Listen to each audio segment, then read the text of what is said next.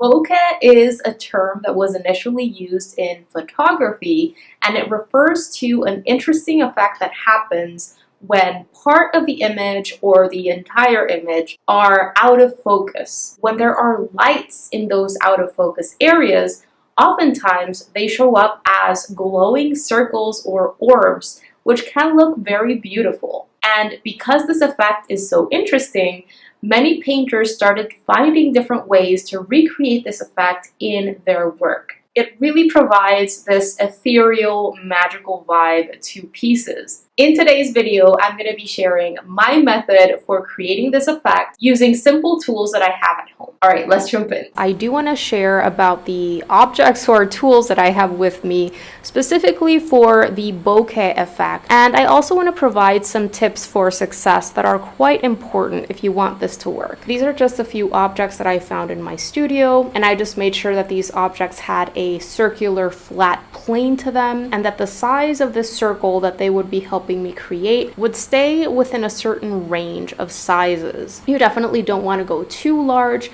but you do want a variety in sizes. You want some of your circles to be smaller, others to be larger, and you also want a variety in terms of how they are clustering together or grouping together in different ways, overlapping in different ways. And finally, another way that I'm going to be making sure to bring variety into these circles in my painting is I want to make sure that some of these circles have more of a defined, cleaner edge around them. And I want other circles to be a little bit more blurred, a little bit more imperfect. And I'll explain how I achieve those things once I get into the painting process. But for now, let me explain how I'm going to be achieving that variety in size. So as you can see, I have 4 random objects with me that I found in my studio. A couple of these are just lids or caps. And I'm also going to be using the flat ends of a drawing pen and a marker. I would recommend finding at least 3 different circular objects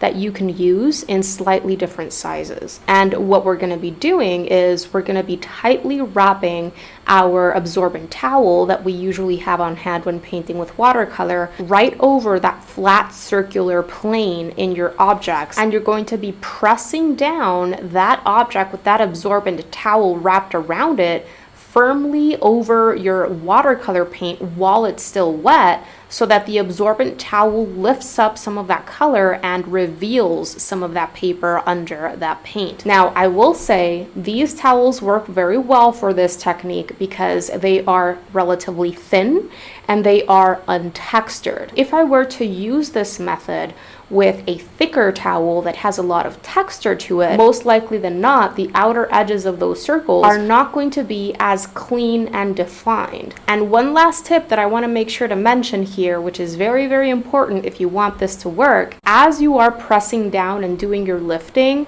make sure to stop every 2 circles or so, open up your towel and shift your object to a clean and dry new section of your towel so that you can continue on with what you were doing with a clean section. Because as you're moving along doing your lifting, your towel is collecting more and more paint in it, and what's going to happen if you press down a towel that has paint on it is you're actually going to be painting on color instead of removing color from those sections that you want to lighten. As always, I like using an HB drawing pencil to create my preliminary sketch when I am working with watercolor, and I make sure to draw as lightly as possible so that I don't see my graphite through my transparent paint at the end. I do have a full series on how to sketch and paint trees with watercolor, which I'm going to make sure to link to down below in the text section of this post in case you'd like to go and check that out. In those videos, I explain all of the important tips and information that you should know to both sketch and paint a variety of different trees in a believable way.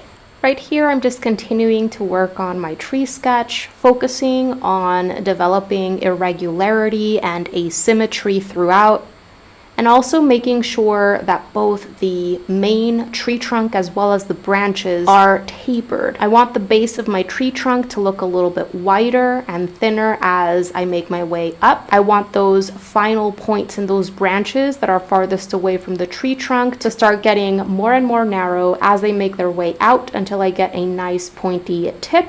And I decided to place my tree off center because I thought this would lead to a more interesting looking composition instead of placing it right in the middle. Alright, so with my sketch ready, it was time to start creating my first color mixers that I would be using for the first part of my painting process. All of these paint colors that I'm going to be using are from St. Petersburg White Nights. The first puddle that I prepared is plain cadmium lemon, which is a cool bright yellow. And after that one, I start creating a variety of different green puddles, mostly focusing on getting different green values because I want to make sure that as I am painting my background, I have some lighter areas and midtones and darkest green areas. I want my background to have both a variety in hue and a variety in value.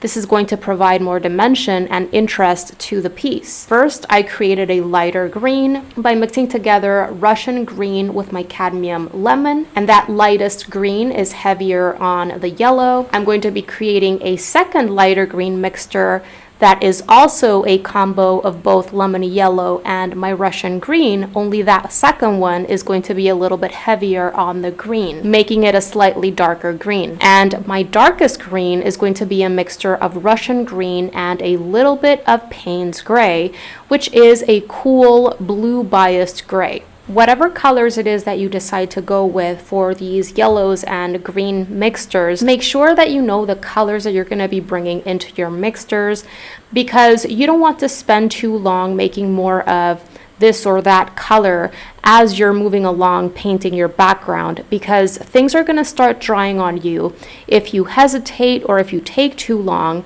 and this is definitely not going to lead to the effects that we're after. And I would say make sure to prepare enough of each color mixture before jumping into the process so that you can at least paint in the majority of your color before having to create more. This is very important, not only because we're going to be painting a large wash and we don't want unnecessary texture and splotchiness and lines and marks throughout that area because things start drying on us, but also because if things start drying on you, you're not going to be able to create that bokeh effect. You're not going to have that wet paint to lift off because everything is going to be dry. All right, so once my yellow puddle and my variety of greens were created and ready for me on my palette, I changed my water because my water in my container was pretty murky at that point, and I prepared myself with these two large brushes that I have, which I enjoy using when I'm painting large areas like backgrounds. One of them is a 1-inch flat brush and the other one is a size 6 mop brush. Both of these brushes are large and absorbent, so I'm going to be able to do my pre-wetting and my painting of large areas nice and quick. It is so important to prepare yourself with large brushes if you're going to be painting large areas. You can just use one single brush for both your pre-wetting and painting in your color. Sometimes I just like doing my pre-wetting with my flat brush because it's easier for me, and then I actually use my mop brush to paint in my color. But I could just do everything with the mop brush or with the flat. It's up to you, really. So what I'm doing here is I am using my flat brush to bring a little bit of water at a time from my container onto my watercolor sheet, and I am using gentle sweeping motions both vertically and horizontally to do my pre-wetting of my entire sheet. I am going over everything multiple times until I arrive at a nice uniform sheen all throughout my watercolor sheet. Take your time with the pre-wetting process. I cannot emphasize that enough. This is going to be super important and instrumental if you want the bokeh technique to work. Don't start painting in your color until you see that nice even glistening all throughout your watercolor sheet. Once I had that nice even glistening, I changed to my mop brush and I start bringing in my paint. I work from lights to darks, so I get started with the lightest color that I have prepared for this area, which is the plain cadmium yellow. I want lots of this yellow in the upper part of my painting, especially in the upper right, but I also want some of it in the middle section. After having placed in some of my yellow, I start bringing in my greens, starting with the lightest green and making my way toward the darkest green. I'm going for a nice irregular look, so none of this is planned in a very specific way. I'm seeing how things are taking shape as I start placing more paint on my paper, having fun with this process and staying loose and making sure to arrive at that nice range of hue and value.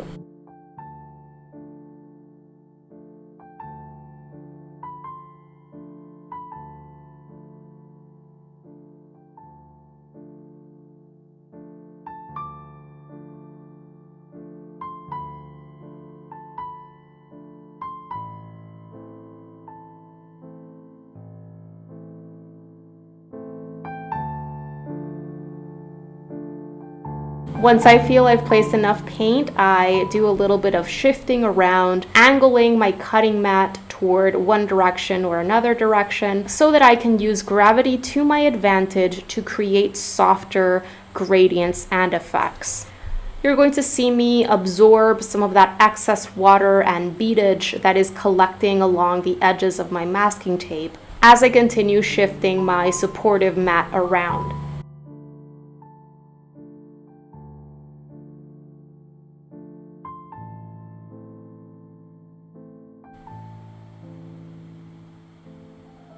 Right here, I noticed that I need to intensify some areas a little bit more. I really need to develop a little bit more contrast in some areas. I know that watercolor is going to dry lighter than how it looks when it's wet. So it is important that I develop darker areas, and especially because I want that bokeh effect to be visible, I really want to darken areas more. So here you're seeing me add a little bit more greens here and there, developing darker midtones and darkest darks, and just making sure that I'm arriving at that nice range of both hue and value throughout my background. I am really trying to stay away from flatness. If you just develop one single value or stay within a very limited range all throughout the background, that is going to likely lead to flatter results. And I'm also trying to stay away from over blending. I am trying to place my color confidently on my paper and allowing the paint to do its thing. If you go in and do over blending, that is likely also going to lead to a flat look, and you might even start to create undesired textures, backgrounds, that kind of thing.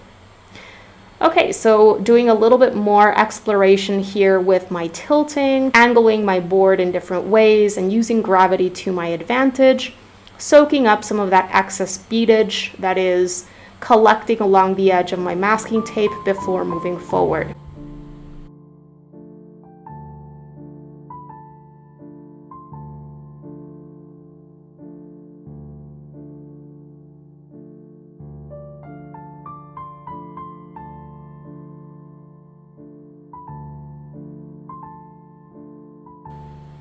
All right, all done with that initial placement of color all throughout my background. Things are still nice and wet and workable because I took my time with the pre-wetting process and because I continued placing more paint on my paper, keeping everything wet. I quickly wrapped my first object in one of my clean, dry, absorbent towels, and I started lifting up some of that wet paint. I try to remember to pause every 2 or 3 circles so that I can shift that object in my towel or pick a new object and wrap it in a new clean section of my towel. Remember to stop every 2 or 3 circles so that you can make sure that you're using a fresh new section of your towel so that you don't accidentally paint color in areas that you weren't intending to. Right here, you're going to notice that I actually paint in some color accidentally, precisely because I just keep going and going and my towel gets dirty and I end up painting some dark green in this circle at the top. I do a little bit of scrubbing with a clean and slightly damp brush, do a little bit of lifting of that green, and then I just leave it be because I need to continue with my circles before everything starts to dry. I try to lift up a few circles with all of my different objects that I have prepared before things start to dry on me. And as I continue doing my stamping here, I make sure to bring in that variety that I was talking about before. I want a variety in sizes, which the variety of objects allows, but I also want a variety in how these circles are clustering or grouping together throughout my piece. Some of these circles are even cropped off the picture plane here. Make sure that you don't accidentally create any organized looking pattern, because that's not going to look very natural. Keep everything irregular. And finally, if you remember, I wanted to create a variety in terms of how blurred and how defined the edges of these circles look. And this is going to happen naturally as my paper starts to dry. See, when I first started lifting out my circles, the paper was still very much wet. And when the paper is very wet, that water and that paint is still moving around a lot. And so when I do my lifting, some of that paint seeps into that circle that I just lifted out, creating these imperfect, irregular edges. So in those cases, you're not left with a clean, defined edge. As the paper starts drying on you and you continue doing more lifting, that water and that paint that's on that paper is going to move less and less. And you're going to be left with cleaner, more defined edges until your paper is so dry that you can't really lift any more paint at all. It's very easy to go overboard with something like this. So make sure to continue coming back and seeing your piece as a whole and asking yourself if more circles are really necessary.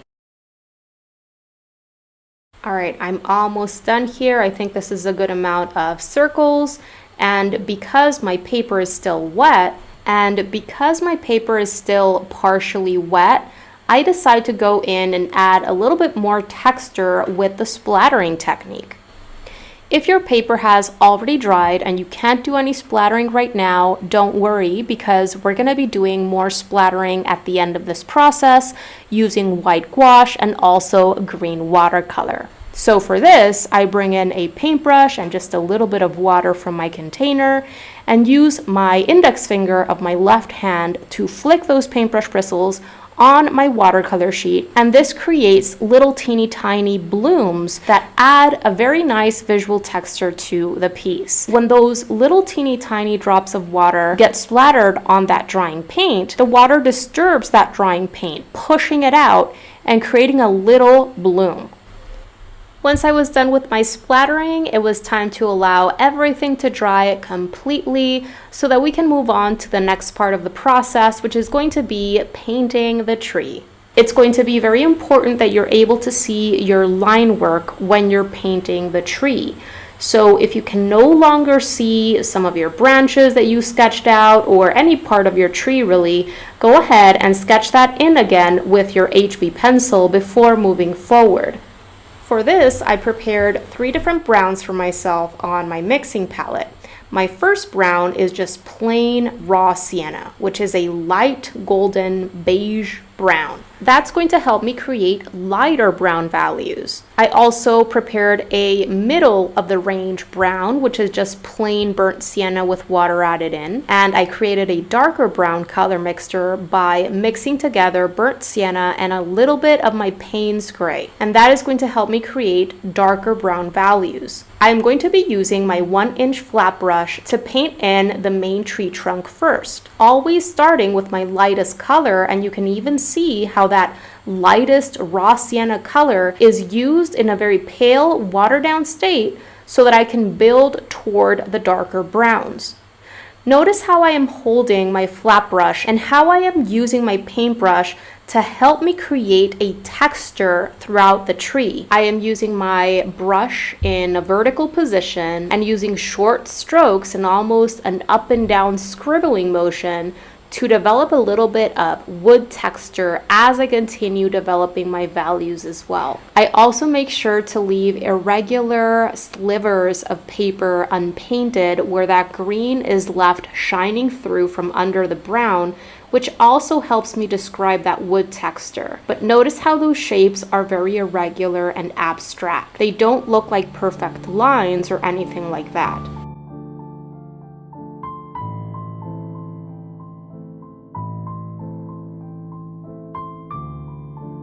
With the main tree trunk painted in, I go ahead and get started with the larger portion of the branches.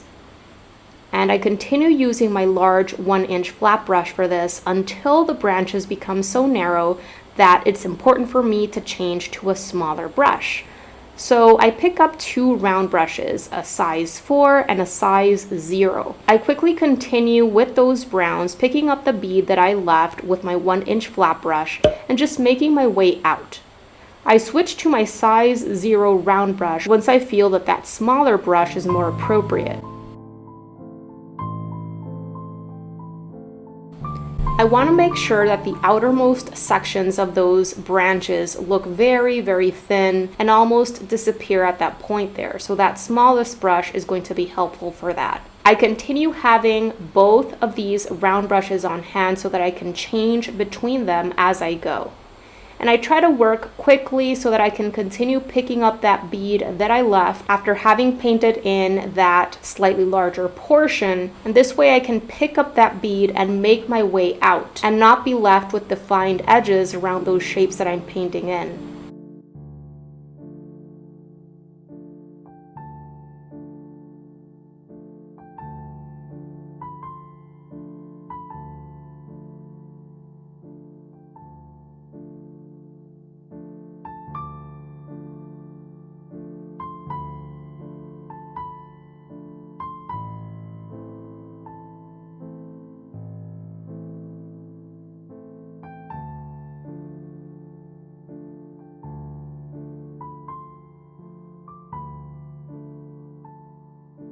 All right, I'm almost done here. I'm gonna go in with my flat brush just to lift up some excess color in some areas that I think have gotten a little bit too dark. Again, notice how I'm holding that brush and how I am using the angle, the positioning of those paintbrush bristles to help me develop the texture that I need while simultaneously revealing a little bit more of that paper under that paint to create that range of values throughout the tree trunk. Once I'm done painting the tree trunk and the branches, it is time to paint in those leaves.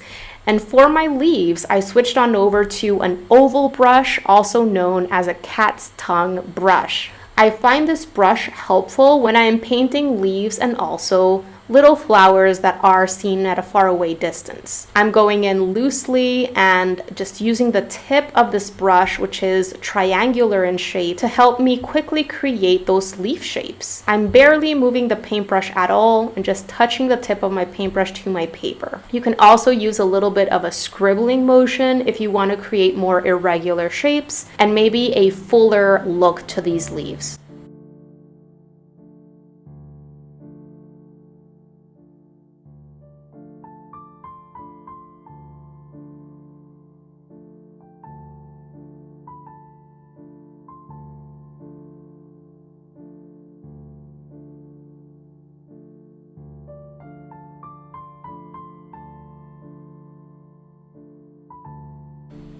Now that the browns have dried a little bit more, I'm going to go in and push some shadow areas so that I can continue increasing that range of values throughout both the trunk and the branches. I'm using my burnt sienna plus Payne's gray color combo to create some shadow areas right at the base of those branches that are coming out from the tree trunk, just using my size 4 round brush here. You can also intensify the wood texture throughout the tree trunk by going in and adding extra shadow shapes throughout that tree trunk.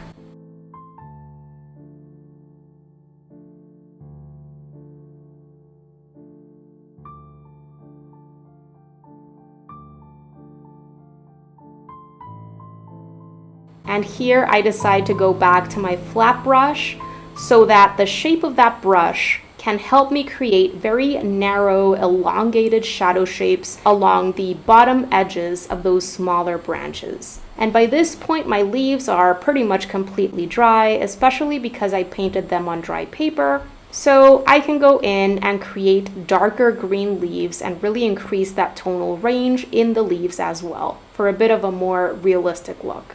Remember, watercolor dries lighter than how it looks when it's wet. So it's helpful to come back after everything has dried to see if you want to go in and create darker shapes.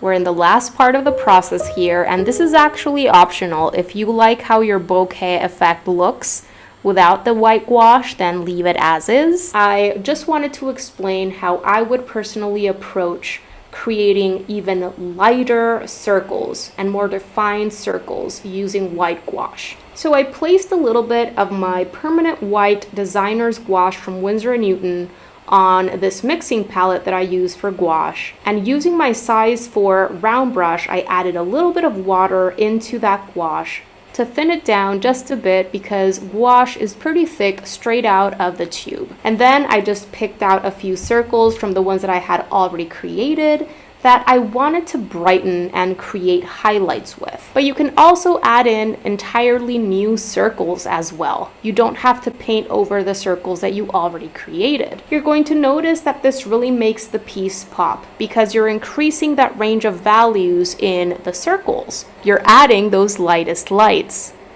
Make sure that you don't water down your gouache so much to the point that it becomes transparent, because if you use it in a very watered down state, that is going to lead to a semi-opaque but transparent look, and you want that white to be very opaque. You want it to cover up the paint underneath.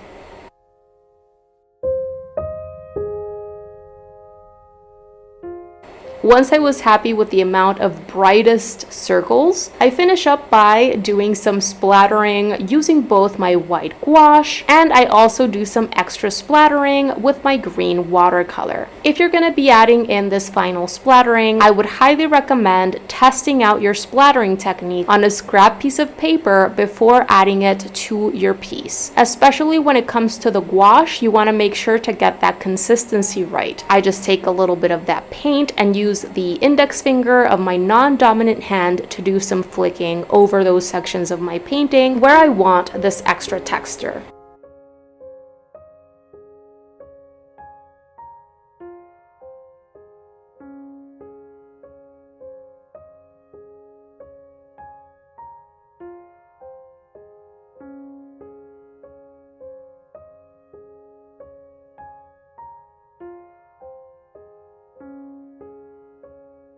Alright you guys, that is gonna do it for today's video. I really hope that you enjoyed it and that you found it helpful.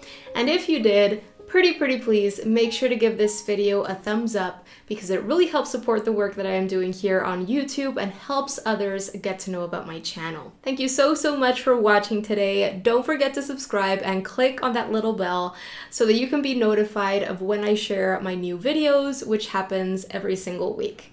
Have a beautiful rest of the day and see you soon. Bye guys!